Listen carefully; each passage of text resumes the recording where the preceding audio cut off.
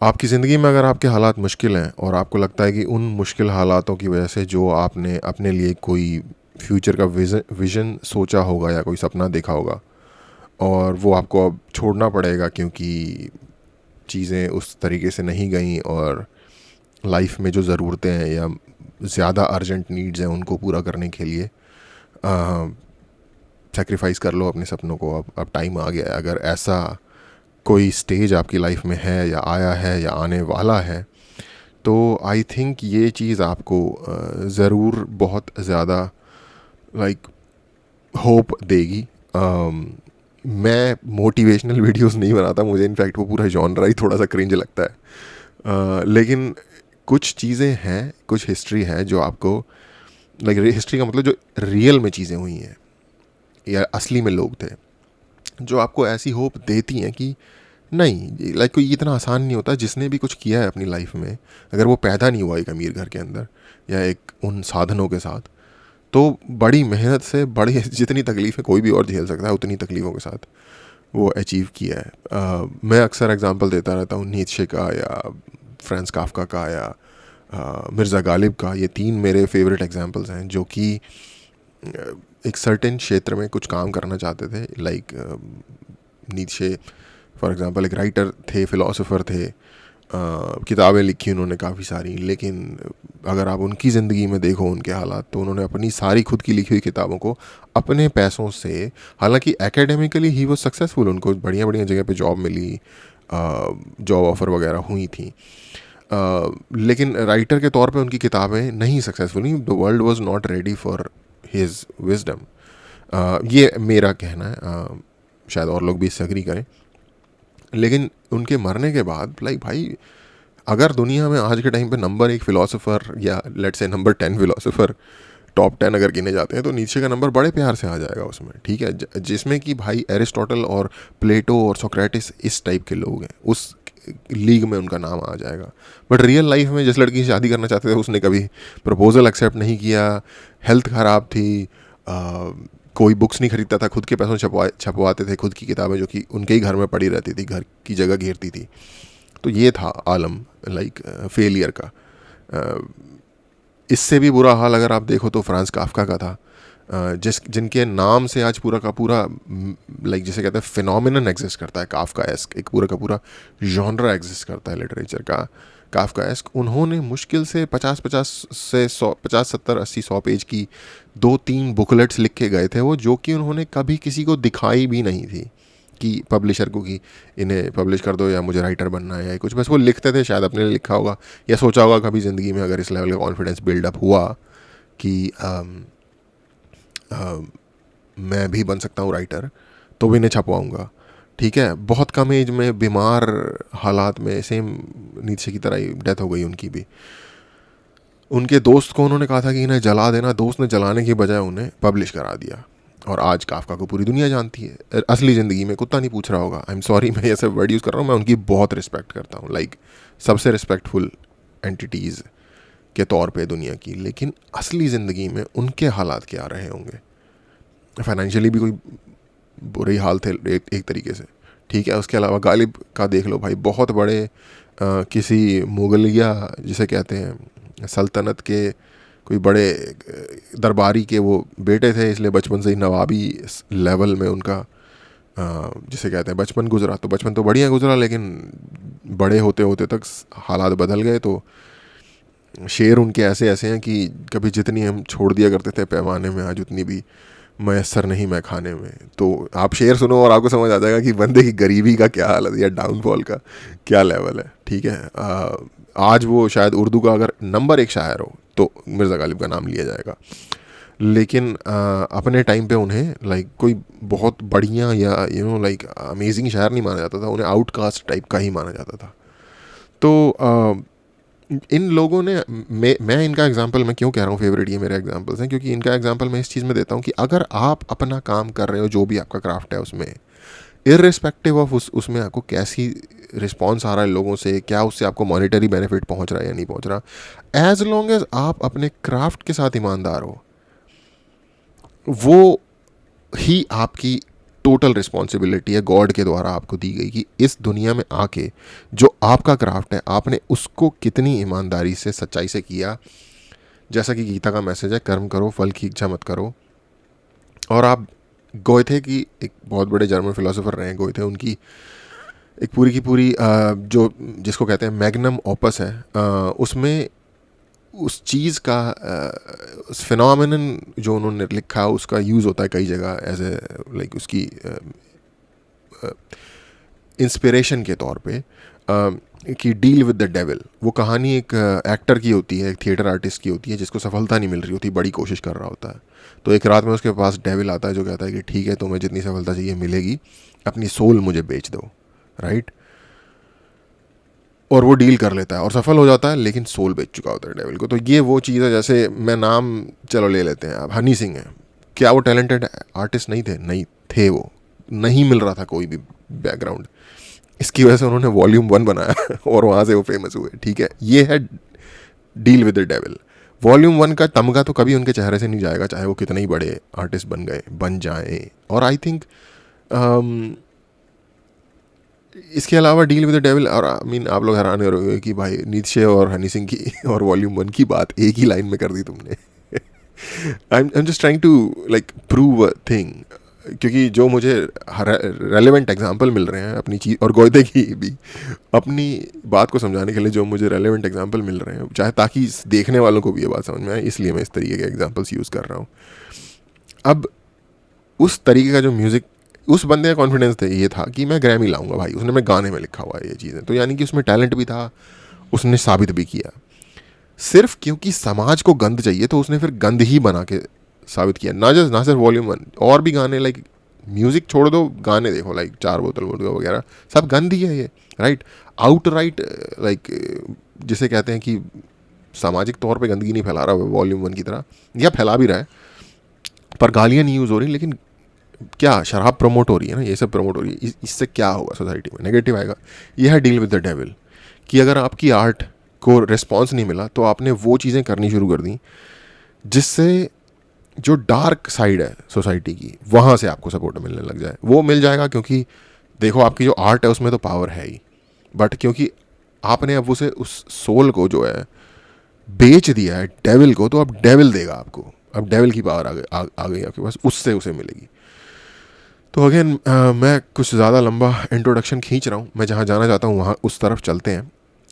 इस बात को कंप्लीट करते हुए कि एज लॉन्ग एज आप ईमानदारी से अपनी आर्ट क्रिएट कर रहे हो, सिर्फ फेमस होने के लिए या कुछ होने के लिए अगर आप बेच नहीं दे रहे, तो आज चाहे ना सही, आपके मरने के 100 साल बाद ही सही, आपको रिकग्निशन मिलेगा जो आपका ड्यू होगा। ये गॉड का प्रॉमिस है, ये श्री कृष्ण का प्रॉमिस है कि आप कर्म करो फल को भूल जाओ। और मुझे दुनिया की किसी भी और बात से ज़्यादा गॉड के प्रॉमिस पे भरोसा है। तो ऐसी एक व्यक्ति का मैं इंट्रोडक्शन आपसे करवाना चाहता हूँ। मुझे पर्सनली, मैं उन्हें नहीं जानता था, हो सकता है आप में से कुछ लोग जानते हो, बट वो लोग जो नहीं जानते उन्हें शायद इनसे बहुत ज़्यादा इंस्पिरेशन मिले। इनका नाम है लक्ष्मण राव, और ये एक राइटर हैं। 22 साल की उम्र में दिल्ली में आए और राइटर बनना चाहते हैं, बट अगेन ज़िंदगी की मुश्किलें होती हैं, पैसे भी कमाने होते हैं। तो ये जो वीडियो ये देखते हैं आपको ज़्यादा उस अच्छे से समझ आएगा। Learn from him, said Dexman Raoul, the former Prime Minister of India, Indira Gandhi. She was one of the admirers of this street tea seller and successful writer. The son of peasants, he arrived in New Delhi at the age of 22 and discovered literature there at a used book market. He immersed himself in the works of Shakespeare, Marx, among others, and soon his first book, an essay, was born. While selling cigarettes or later the traditional Indian TOK, Rao continued writing. He has always paid for the editing of his works himself, of which he has already published 10, including novels, plays, and essays. Publishers reject his originals, but he has sold thousands of copies, either on wax or by peddling through schools and bookstores. He tells us that he makes about 6,000 rupees a month from selling books, a little less than 90 euros, but that his main job is tea, from which he earns 10,000 rupees a month, about 145 euros, which allows him to pay for the renting his house and paying for his 2 children's education. Okay, ये आप देख के बता सकते हो काफ़ी पुरानी video है, एटलीस्ट 10-12 साल पुरानी वीडियो तो होगी। जो अभी तक जितना बताया कि गांव से आए शहर में 22 साल की उम्र में, और पुरानी किताबों की मार्केट से इन्होंने लिटरेचर डिस्कवर किया और अपने आप को इमर्स किया शेक्सपियर के और दूसरे ऑथर्स के लिटरेचर में। और इवन इंदिरा गांधी ने इनके बारे में कमेंट किया था कि लर्नड फ्रॉम हिम, इनसे मैंने सीखा है। He writes about what he sees and what people tell him, mostly true stories that have attracted readers to his modest stall, like this aspiring writer who discovered Raw at a book fair and wanted to meet him in person.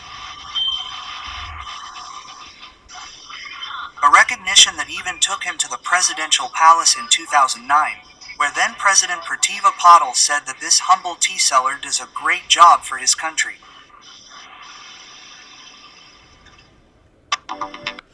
Okay, छोटी सी video थी, I hope bore नहीं हुए होगे आप लोग।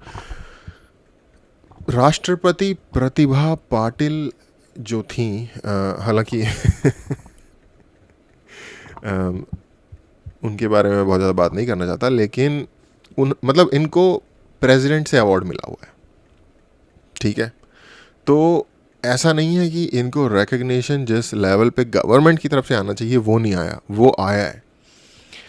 But ये यार क्या कहा जाए, हमारे देश की बदनसीबी है कि लाइक दुनिया में ही यही नियम है कि जो व्यक्ति, जैसे मिर्ज़ापुर में मुन्ना भैया का डायलॉग होता है ना कि अगर आप योग्य हों और आपकी योग्यता का वो ना दिया जाए तो बड़ा दर्द होता है। तो योग्यता का वो मिलना, लाइक पेमेंट या फिर रीपे या फिर पुरस्कार मिलना कोई लाइक नेचुरल बात नहीं है। मैं कल परसों में एक पोस्ट देख रहा था, तो मैं उनको उस लड़की का नाम नहीं पता, बट एक लड़की है जो कोई काचा बादाम के ऊपर डांस करती है, शायद अंजलि अरोड़ा नाम है या कुछ समथिंग अरोड़ा नाम है, अगर मैं फर्स्ट नेम गलत ले रहा हूँ तो किसी ने एक साइड में उस लड़की की फ़ोटो लगाई हुई थी मर्सिडीज़ गाड़ी के साथ में कि ये मर्सिडीज़ राइड कर रही है, और दूसरी साइड पे कोई गवर्नमेंट साइंटिस्ट थे, उनकी फ़ोटो लगाई हुई थी वो और ये मेट्रो में जा रहे हैं। तो मैंने वो फ़ोटो देखी और मैंने कहा यार इससे क्या फ़र्क पड़ता है, दोनों डिफरेंट टाइप की चीज़ें कर रहे हैं। जो गवर्नमेंट ऑफिसर हैं वो भी मेट्रो में जा रहे हैं, कोई बुरे हालात थोड़ी है, मेट्रो में जाना कोई बुरी बात तो नहीं है, ठीक है। इनफैक्ट ज़्यादा अच्छा वही चीज़ है। और जो लड़की है उसने भाई जो परफॉर्म किया, लोगों ने उसे देखा, मैंने उन लोगों ने उसे रिवॉर्ड किया, आई मीन उसको पैसे मिले या जो भी डील वील मिली, जो भी चीज़ है, ठीक है। ये तो नेचुरल फिनोमिना है ना, लोग क्या देखना पसंद करते हैं। तो अगर उसको मिल भी रही है मर्सिडीज़ तो कोई इतनी बुरी चीज़ नहीं है। पर फिर उसके बाद मैंने देखा ये, और फिर मैंने सोचा यार ये बंदा, क्योंकि इस वीडियो में तो 10 बुक्स बताई गई हैं, एक्चुअल में मैंने थोड़ा और इनके बारे में पढ़ा। इन्होंने ऑलमोस्ट अब तक 21 से ज़्यादा बुक्स इन्होंने पब्लिश की हैं अब तक, ठीक है। 21 बुक्स का राइटर सड़क के किनारे बैठ के चाय बेच रहा है। हमारे जैसे देश में जहाँ बुक लिखना छोड़ दो, पढ़ने वाले नहीं हैं बहुत बहुत लोग। आई मीन आई गेस ये आपको रीज़न बता देता है कि क्यों वो चाय बेच रहा है क्योंकि पढ़ने का शौक शायद थोड़ा कम है। लेकिन यार भाग्य की विडंबना, आयरनी, जो भी ये चीज़ें हैं ना, वो सारी आके यहाँ पे ख़त्म हो रही। ये चीज़ें आप अपने बुक में लाल बहादुर शास्त्री और इनके जैसे महान स्वतंत्रता सेनानियों के बारे में पढ़ते हो कि वो ट्यूबलाइट की, स्ट्रीट लाइट की रोशनी में पढ़ा करते थे और नदी में से तैर के स्कूल जाया करते थे। जो ये हम स्टोरीज पढ़ते हैं ना यार, कल को अगर इनकी books all over the world famous होती हैं तो इनके बारे में लाइक ये जो लिखी जाएगी कि ये सड़क पर चाय बेचते थे और किताब लिखते थे, तो ये वैसी सी ही लेजेंड बन जाएगी। और ये टू बी ऑनेस्ट ये बंदा लेजेंड है आज के टाइम पे। मैं देख रहा था इनका कोई सोशल मीडिया हो जहाँ पे कुछ डोनेट वगैरह आप कर सको, तो उस तरीके का नहीं था। हाँ, इनकी एक वेबसाइट है जिसके ऊपर आप इन्हें टॉक के लिए बुला सकते हो और उसमें ऑप्शन है इनको पेड टॉक के लिए बुलाने का। तो वो मुझे फिर भी थोड़ी डिसेंट चीज़ लगी। इनके नाम पे है lakshmanrao.com। अगर आप में से कोई इंटरेस्टेड है, कोई ऐसी जगह पे है जहाँ आप लोगों को बुलाते हैं और कॉन्वर्सेशन करवाते हैं उनसे, तो डेफिनेटली आप इनकी वेबसाइट चेक करिए। मैं देख रहा था कहीं कोई डोनेट वगैरह का ऑप्शन हो, तो मैं छोड़ो उधर नहीं जाते हैं। अगर आपका मन हो तो आप जो भी जिस तरीके से भी हेल्प करना चाहो कर सकते हो। तो लाइक ये बंदा है लेजेंड भाई। ये एक चाय का स्टॉल लगा के, और इनके बाय द वे 2 बच्चे भी हैं, जैसा कि इन्हें बताया कि 10,000 रुपये चाय से कमा लेते हैं, 6,000 रुपये बुक से कमा लेते हैं। जबकि ये वीडियो होगी, अगर आप उसको आज के टाइम से मल्टीप्लाई करो तो 60-70 हज़ार रुपये की के आसपास लगा सकते हो आप, कि 60-70 हज़ार रुपये ये टोटल कमा लेते हैं, जिनसे कि ये अपने 2 बच्चे हैं उनको पाल लेते हैं, और अपना बुक्स का इन्होंने बताया कि बुक स्टोर में जा के या कॉलेज स्कूल्स में जा के अपनी बुक्स देते हैं ये, और मतलब छोटा सा स्टॉल अपनी चाय की दुकान के साथ भी अपनी बुक्स को बेचने का लगाते हैं, अपनी जेब से एडिटिंग वगैरह के पैसे देते हैं। तो अगर ये बंदा, और मैं ये बात मानता हूँ कि राइटर जो है वो इतना पर्सनल लेवल का एक्सपीरियंस है कि वो चीज़ परसू करना रिलेटिवली ईजी है, बट कोई भी अगर हम में से किसी भी तरीके का इंटरेस्ट परस्यू करना चाहता है, अब मान लो किसी को एस्ट्रोनॉट बनना है, ठीक है एस्ट्रोनॉट बनने के लिए तो भाई खुद से तो नहीं बना जा सकता, उसके लिए तो किसी ना किसी जगह पे हायर ही होना पड़ेगा। पर इस बात से ये है कि भाई एक बंदे की जो चेष्टा करने की, एफर्ट लगाने की जो कैपेसिटी है वो देखो आप यार। ये नहीं होता कि अरे हाँ यार चाय बेच रहा है साइड में लिख भी लेगा, इसमें कौन सी बड़ी बात है। कभी करके देखना कोई 2 ऐसी चीज़ें जो इतनी कॉन्ट्राडिक्टरी हो आपस में कि आपका ब्रेन ना ब्रेक हो जाए उनसे। पहली बात तो इस लेवल का एफर्ट कि आप एक तरफ चाय बेच रहे हो और उसके साथ ही लोगों से बातचीत करके जैसे भी जब भी आपको मौका मिल रहा है लिख रहे हो, ये इस लेवल का एफर्ट ही बहुत ख़तरनाक चीज़ है।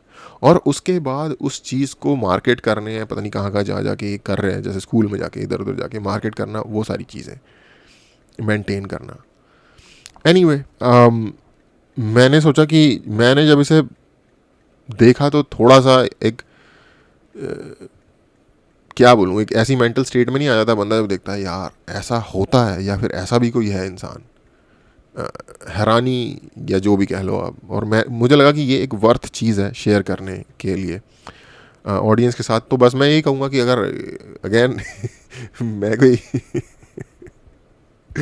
मैं कोई मोटिवेशनल स्पीकर नहीं हूँ, लेकिन आप में से कोई भी अगर किसी भी लेवल का सपना देख रहा है तो, और अगर आपको ऐसा लगता है कि आप गिव अप कर देना चाहिए या करने वाले हो, तो भाई ऐसे भी लोग हैं, ठीक है।